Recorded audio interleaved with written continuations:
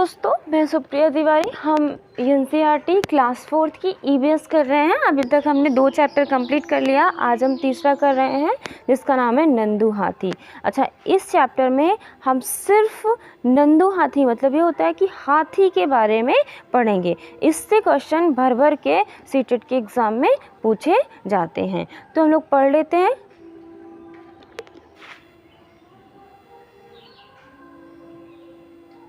अब देखो क्या होता है कि नंदू एक हाथी है, वो जंगल में घूमता है। तो उसे बड़ा सा स्लेटी भूरे पेड़ों के एक बड़े से जंगल में, मतलब जो उसे लगा कि वो भूरे पेड़ के एक बड़े से जंगल में है। इसका ये मतलब होता है कि उसने अपने माँ को देखा और जो माँ है उसकी स्लेटी कलर की है, तो उसे लगा कि मैं बहुत बड़े से भूरे कलर के जंगल में हूँ। अब हम लोग पढ़ लेते हैं। सूरज आसमान में छोड़ दो, यहाँ से कुछ नहीं पता चलता है। हम लोग कुछ अभी देखो, क्या तुम जानते हो एक बड़ा हाथी एक दिन में 100 किलोग्राम से ज़्यादा पत्ते और झाड़ियाँ खा लेता है। मतलब जो हाथी होता है वो एक दिन में 100 किलोग्राम से ज़्यादा पत्ती खा लेता है। हाथी बहुत कम आराम करता है। यह एक दिन में केवल 2-4 घंटे ही सोता है। मतलब हाथी एक दिन में 100 किलोग्राम पत्ते खाता है, कम सोता है। ऐसे कह सकते हैं कि 2 से 4 घंटे ही सोता है। हाथी को पानी और कीचड़ से खेलना बहुत अच्छा लगता है। इससे उसके शरीर को ठंडक मिलती है। वैसे उसके कान भी पंखे की तरह होते हैं। गर्मी लगने पर हाथी अपने कान हिलाकर हवा करता है। तो ये इम्पॉर्टेंट पॉइंट है, यहाँ से भर भर के क्वेश्चन पूछ लिए जाते हैं। ठीक है।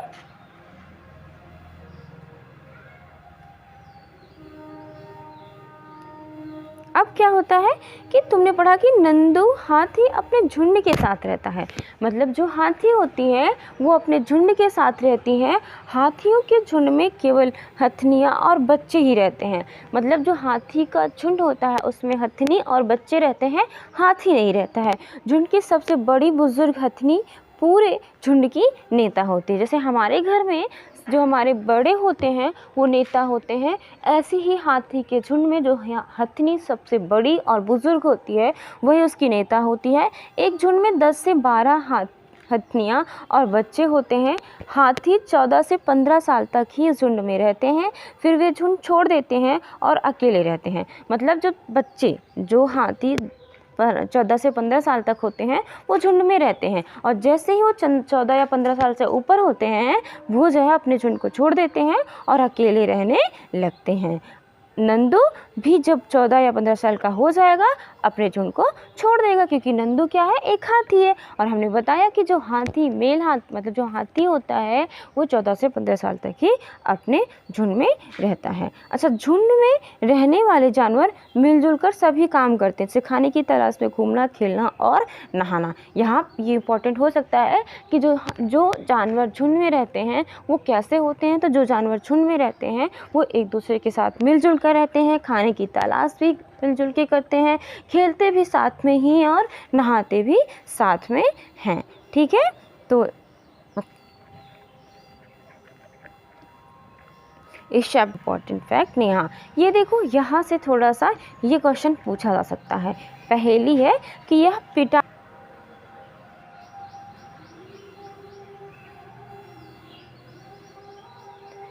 पिटारी ही अब मेरा घर बन गया है। मैं तो जंगल के जानवरों से मिलना और खुली हवा लेना मानो भूल ही गया हूँ। बस पिटारी है और यह सपेरा।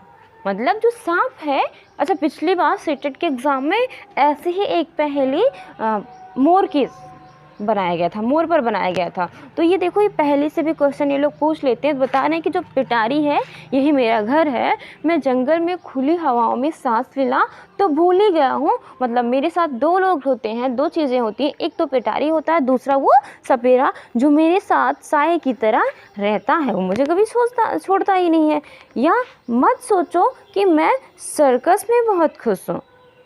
बता रहा है बंदर, यहाँ पे बंदर की बात कर रहे हैं कि ऐसा मत सोचो कि मैं सर्कस में बहुत खुश हूँ। नाचो कूदो, आग के गोले से निकलो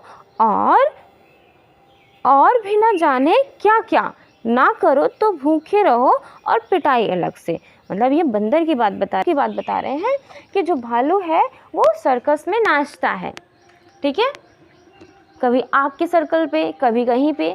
तो वो बता रहा है कि ये सब मेरे लिए बहुत अच्छी बात नहीं है, मुझे पसंद नहीं है, लेकिन अगर मैं नहीं करूँगा तो मैं भूखा रह जाऊँगा। तो ये जो पहेली है ये भालू पर जाती है, ठीक है। अब तुमने मेरी दौड़ ही देखी है, मेरे पैरों के नीचे जब लोहे की नाल ठोकते हैं तो दर्द से जान निकल जाती है। मतलब घोड़ा है, घोड़ा बता रहा है कि मैं दौड़ता हूँ, मेरी रेस आप लोगों ने देख रखी है, लेकिन जब मेरे पैर के नीचे घोड़े की नाल ठोकी जाती है तो फिर मुझे बहुत दर्द होता है। यहाँ से क्वेश्चन बन सकता है किसके पैर में नाल ठोकी जाती है, फिर किसके पैर में लोहे की कील ठोकी जाती है, ठीक है। तो वो जो है घोड़ा होता है।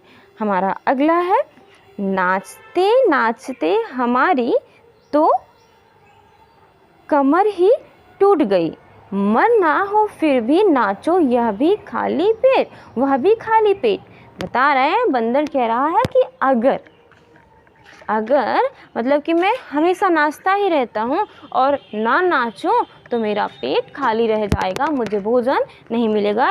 ये पहेली हमारी जो है बंदर पर जाती है। अच्छा, पहेली से क्वेश्चन पूछ लिए जाते हैं। पिछले वाले एग्ज़ाम में मोर पर एक क्वेश्चन आया था। ऐसे बहुत सारे क्वेश्चन होते हैं जो NCERT जो है सेम पूछ लेती है। और NCERT का जो EVS है, अगर आप लोगों ने उसे अच्छे से कर लिया तो आपका जो है सीटेड EVS में आपको कोई समस्या नहीं होने वाली है। म्याऊं म्याऊं लोगों के लिए कुछ भी काम नहीं करती, फिर भी बच्चे मुझे बहुत प्यार करते हैं, दूध पिलाते हैं और सहलाते भी हैं, मैं अपनी मर्जी से सब जगह आती जाती हूँ। ये किसके लिए है? ये बिल्ली के लिए है, ठीक है। अब गुटरू गूं जानते हो लोग, मुझे बुला बुला कर बड़े प्यार से दाना खिलाते। मतलब ये किस पे जाता है? ये हमारा जाता है पिजन या फिर पिजन कबूतर पर, ठीक है। तो इतना हमारे लिए बहुत इम्पोर्टेंट था। अब देखो, क्या आप जानते हो हाथी परेशानी आने पर एक दूसरों की अपने साथी की मदद करते हैं, अपने बच्चों की देखभाल और सुरक्षा के लिए एक दूसरे का साथ देते हैं। मतलब हाथी, अगर हम बात करते हैं हेल्प की या फिर अपने ग्रुप में मदद करने की, तो इनमें बहुत ही जो सहयोगिता की भावना होती है हाथी में बहुत अच्छे से होता है। तो यहाँ से क्वेश्चन पूछ सकता है किन जानवरों में सहयोगिता की भावना होती है, कौन सा जानवर अपने ग्रुप के साथ सहयोगिता के साथ रहता है, तो वो जो है हमारा हाथी होता